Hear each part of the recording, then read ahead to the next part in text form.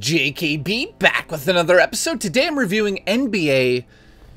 What's it called? NBA Jam? It's NBA Jam, isn't it? Hang on. NBA Jam. No, it's NBA Playgrounds for the Nintendo Switch. Thanks to the dev for sending over the review copy.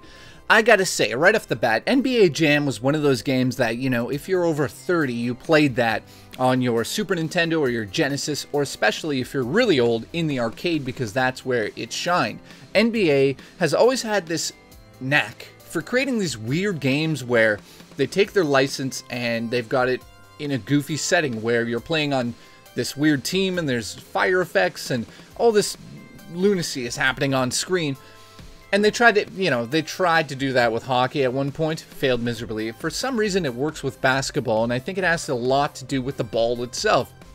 In NBA Jam, the ball was essentially always on fire, and that was so, like, as a kid, it was so much fun doing all these moves and these tricks. So when NBA Playgrounds was announced, and I knew I'd be reviewing it, I thought, this looks like NBA Jam.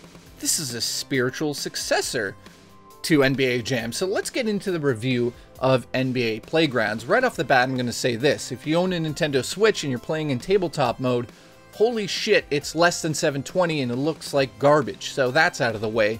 Not sure why that happened.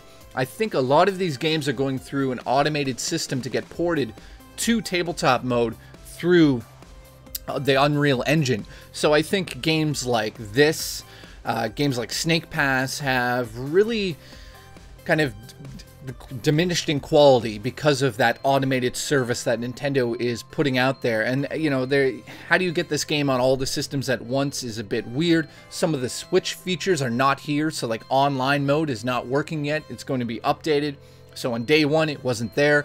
So kind of makes me think, yeah, it was rushed to the system. Of course it was rushed. All these games coming out for the Switch seem to be just rushed. Some of them do, and I shouldn't say all of them, but I think a lot of them are. So when you start playing in tabletop mode, you realize, whoa, this looks like crap. You get over it quickly because it's not really the type of game that's going to blow you away in terms of graphics. Once I put it onto my TV, I realized it actually does look good. The characters of the NBA players, though, it's goofy, it's silly. Of course it's going to look kind of like an avatar from Xbox Live. It's just weird, it's awkward, massive heads. They don't really emote anything on their faces. The characters in the game are quite dull. They look kind of like their counterparts in real life. A lot of them do look like their counterparts in real life, but I mean, it's supposed to be a fun little arcade type of game with the magic of NBA Jam. Does it really do that? I'll say that it actually does give you a lot of the NBA Jam feelings. Now, how the game is doled out to you is through player card packs. For some reason, every game that comes out now has to have card packs. It does make sense in this game. I'm not really saying that that's a negative. I'm just saying, here we go again with card packs. But I'll say this, card packs really do work well in a game like this. When you want to collect different teammates from different teams, it's fun opening the card packs. It kind of reminded me of being a kid again and opening up those cards and being like, I got Michael Jordan, or I got blah blah blah, whoever. You know, I'm not a huge NBA follower anymore. Back in the day I was, and you know, obviously I looked up to Michael Jordan when I was in school and I was like pretending to play basketball in gym. But playing a game like this, it really does come down to the gameplay. Is it fun to play with your friends online? Well, that's where it should really shine, and unfortunately, it just doesn't work on the Nintendo Switch yet because they haven't updated it. So I'm left playing in tournaments and exhibition mode. In all of these different modes, you have the ability to go to different courts. The backgrounds, they look pretty good. I mean, it's a good looking game, to say. I'll give it credit for that. It is a good looking game. However, it's not, I don't know what it is, but it doesn't capture that NBA Jam feeling, and I realized what it was. There was no announcer.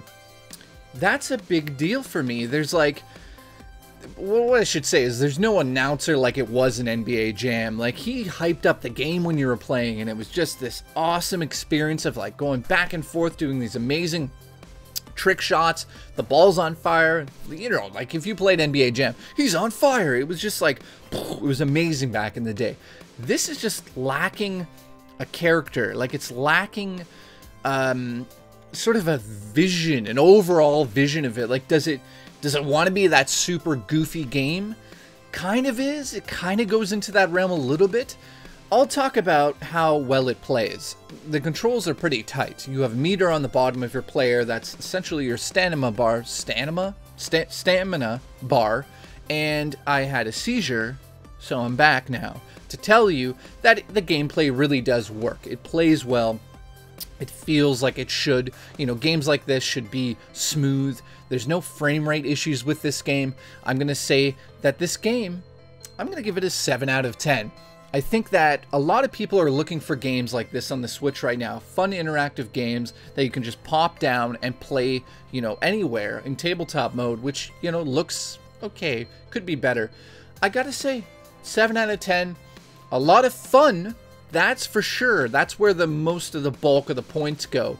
Other than that, there's no style to it. There's no, you know, there's no like one announcer who comes out and is all cool. There's nothing like that. It's just a very simple run up and down the court, do some special moves, block moves, and get these crazy animations of doing certain trick shots, you know, doing certain pass alley-oops and all that sort of thing. It really does come together to create a decent game. 7 out of 10. I'm going to see you on the next episode of JKB. And if you like what I did today, you know, I always try to do these videos like I'm talking to my friend, not like I'm talking to an audience. Like, I'm a reviewer. I'm the fucking authority here.